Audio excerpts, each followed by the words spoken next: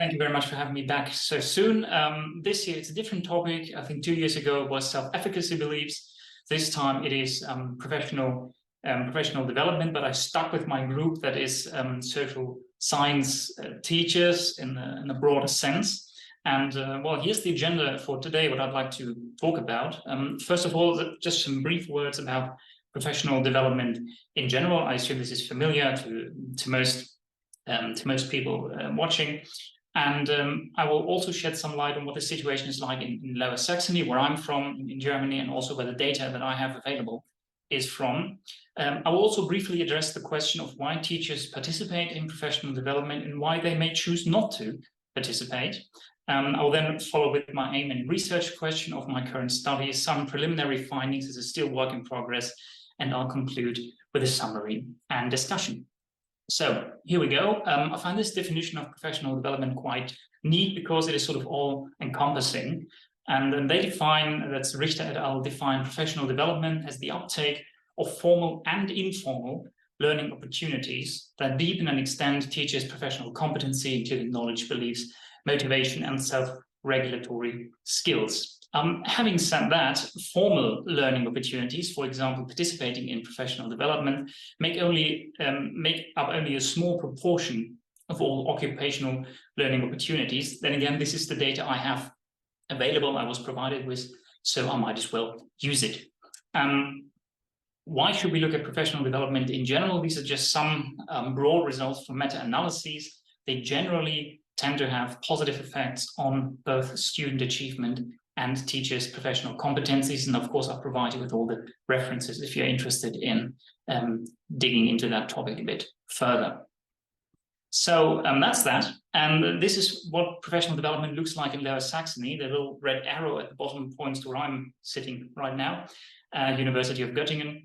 As of 2012, in Lower Saxony, we have a sort of decentralized structure. We call them 12 competency centers that are spread all across the federal state. They're closely associated with universities, and basically what they do is they have relative autonomy and they design their own professional development courses. There is an organizing body called the NLQ. I'm sorry, there isn't really an English translation for it. They do many things, and among others, they support research projects on teacher education, and they also provided me with the data set I'm going to talk about in a minute. So this is what Lower Saxony looks like, the distribution of our competency centers. So it's pretty well covered, I'd say. There's an interesting question when it comes to teacher professional development. You know, what is required of them?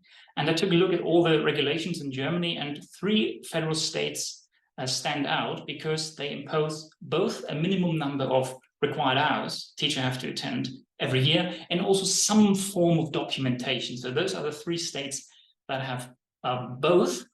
And you may notice the absence of Lower Saxony, that's there, and the little frowny face indicates that we have neither. I mean, teachers generally all across Germany are required to attend professional development, but Lower Saxony does not specify this any further when it comes to required hours per year and documentation. So not the best start, one could summarize.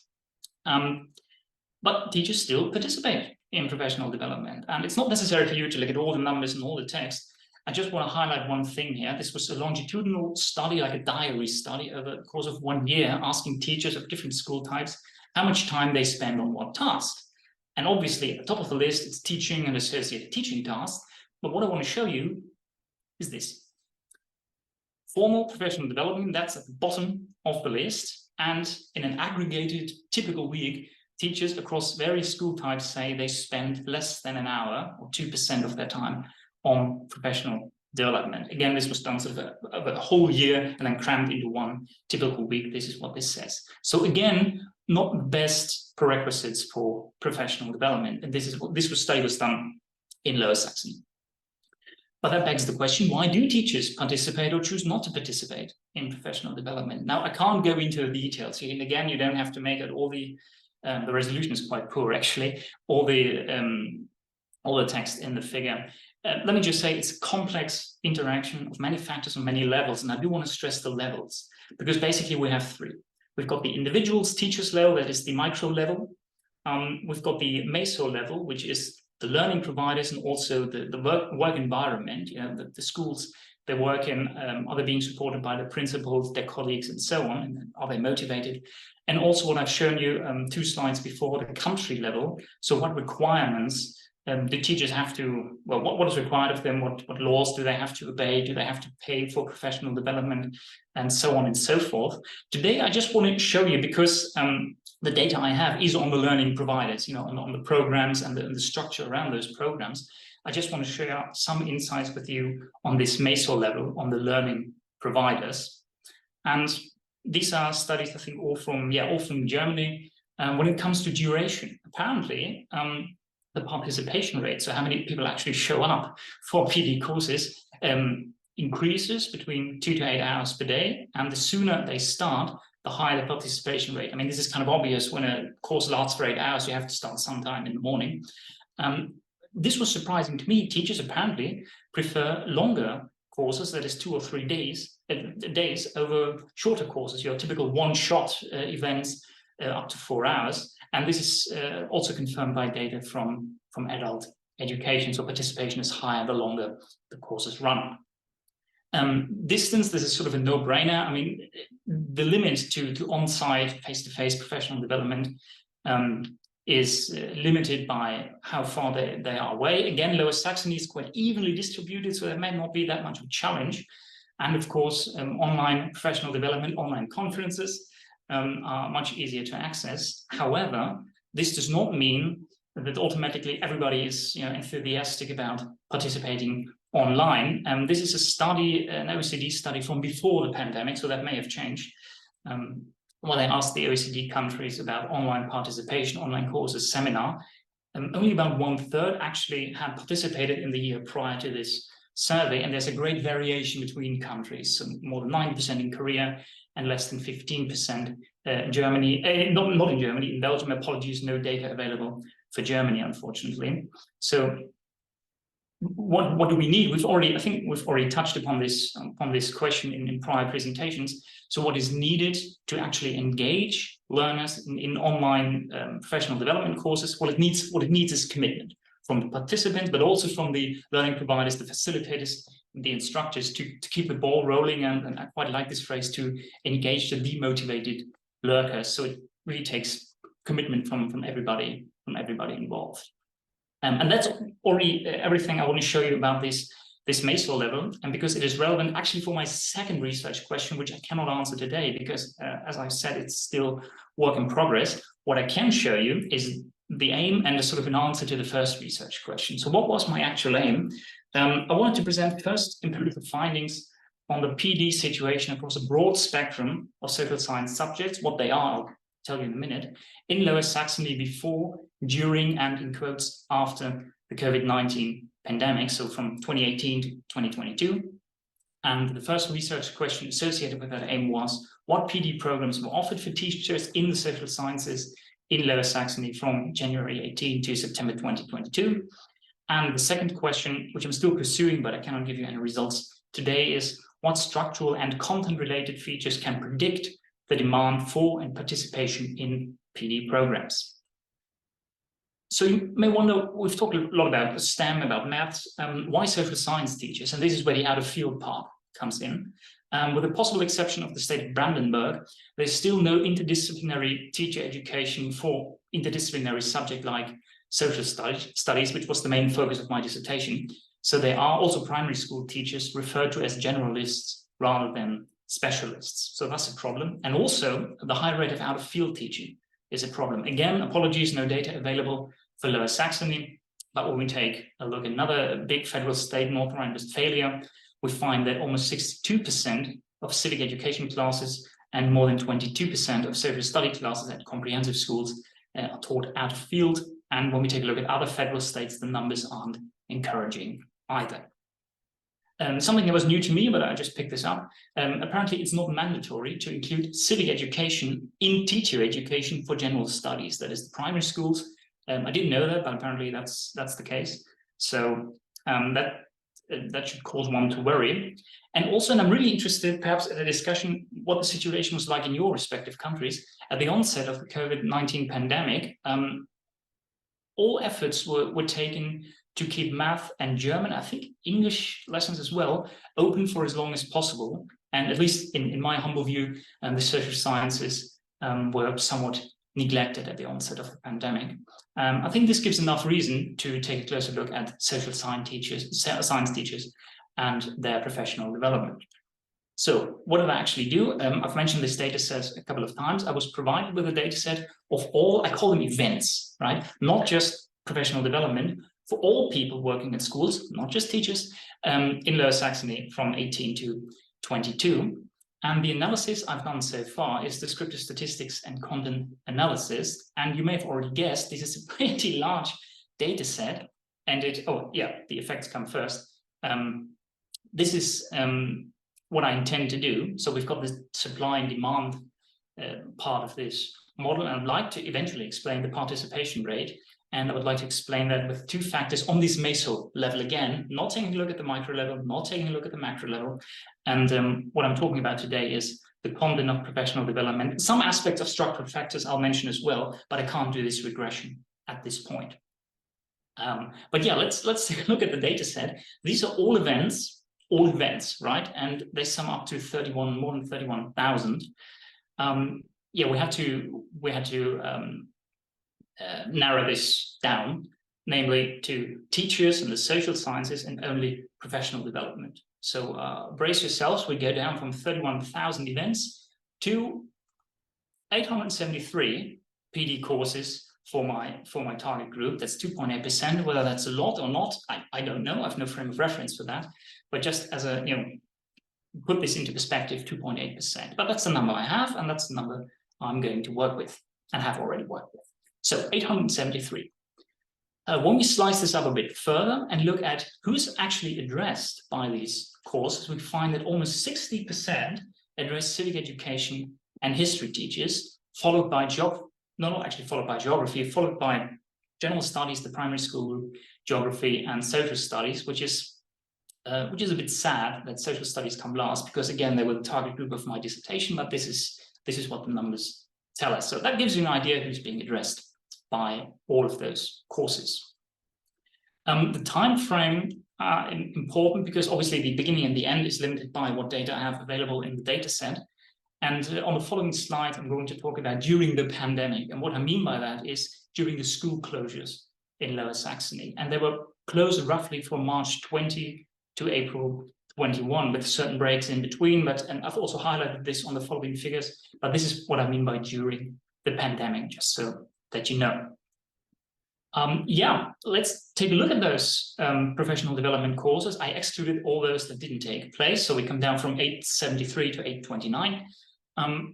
There are a couple of interesting things we see here. We start in 2018, and it is a sort of a downward trend that reaches rock bottom during the pandemic, that is during the school closures, and they slowly sort of have crept up back again, but we're not back to where we started in 2018. So that's the blue graph for you, and that's the first thing we can observe.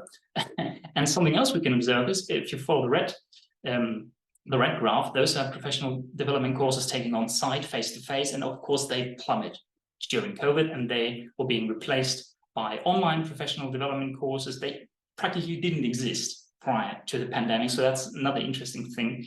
And they've been on the rise ever since, and so are post-COVID, so are on-site courses. And the NLQ told me they aim at like a 50-50 balance, 50% online, 50% on-site. We're not quite there yet, but this is the trend as it stands, and this is also when my data set ends in the first term of 2022. So that's the overall distribution of all PD courses. When we take a look at duration, I split this into the on-site and online group. What we see clearly is that there are hardly any courses that last more than 1 day. And of those lasting 1 day, the majority of them, again, are up to 4 hours. And of course, this plummets again during COVID. And I don't know what's happening in the first term of 2022. Suddenly, there are many courses that last more than 1 day. I've no idea why, but the norm is still 1 day. And to be more precise, actually, it's up to 4 hours for on-site professional development. And we find something very similar with online professional development.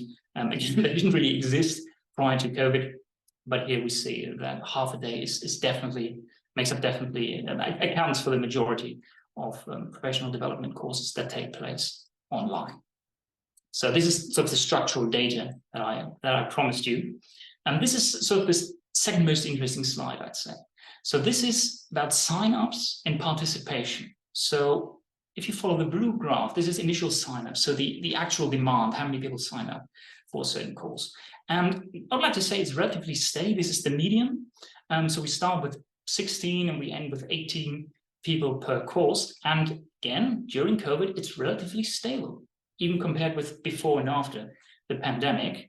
And if we take a look at participation rate, that's in percent, we start off very well with 80%, it goes down to 50, goes up to almost 70 again. And again, during the pandemic, what we do not see is that those numbers decrease rapidly. Quite frankly, on the contrary, it goes up to almost 70%. Again, levels off at 60. And I don't know whether in the first term of 2022, we are back to where we started in the first term of 28, but it sort of seems that way, similar initial sign-up, similar participation rate. So when I interpreted this, the school closures, and what's happening there, that speaks to the robustness of the PD system in Lower Saxony. Otherwise, we might have seen numbers decrease drastically. That evidently was not the case, at least not for this target group, for the social science teachers. This, I think, is the most interesting slide.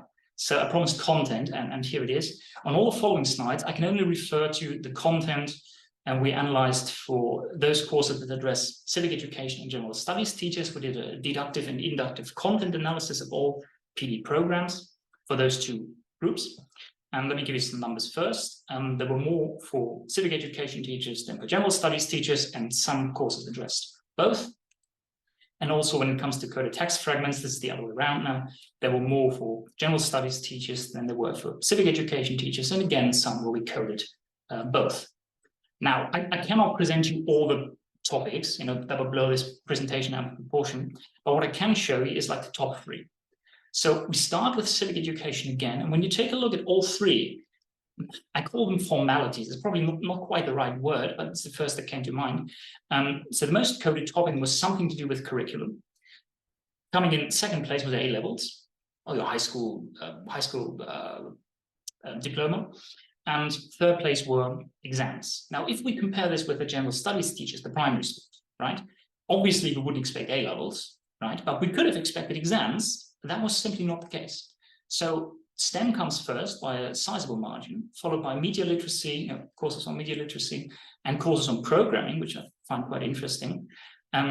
So this is more sort of a content-focused approach, whereas I call this formalities, a formality-based approach when it comes to civic education teachers, and they are mostly or exclusively in secondary schools compared to primary schools. I do have the complete list in the appendix somewhere, but I can't show this because as I said, it would blow things out of proportion.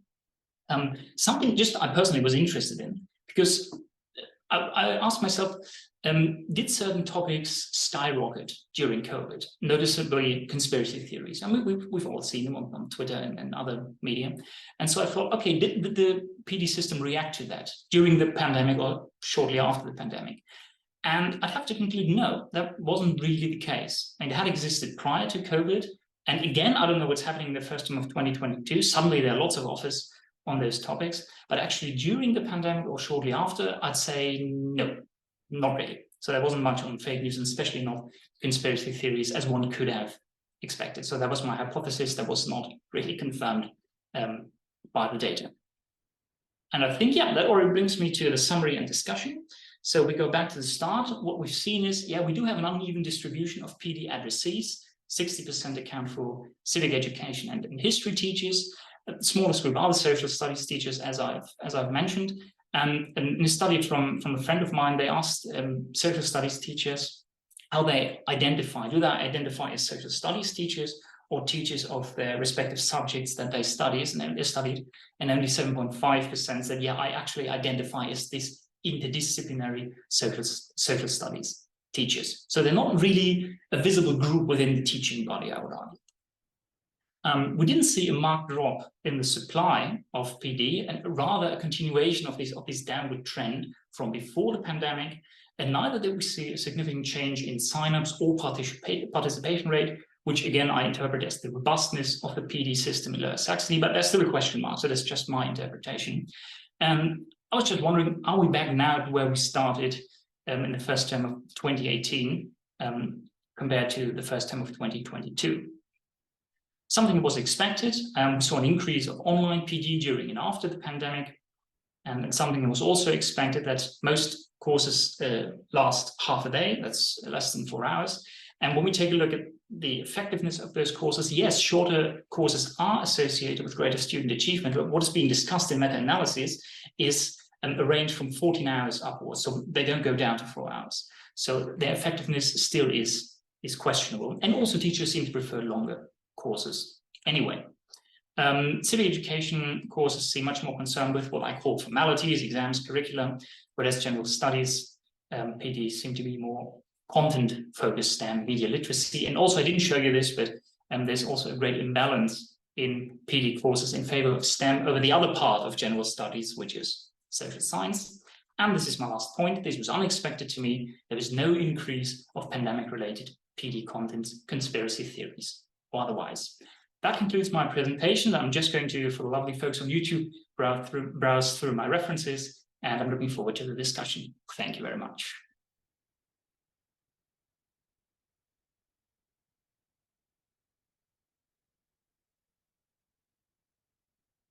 And that's it.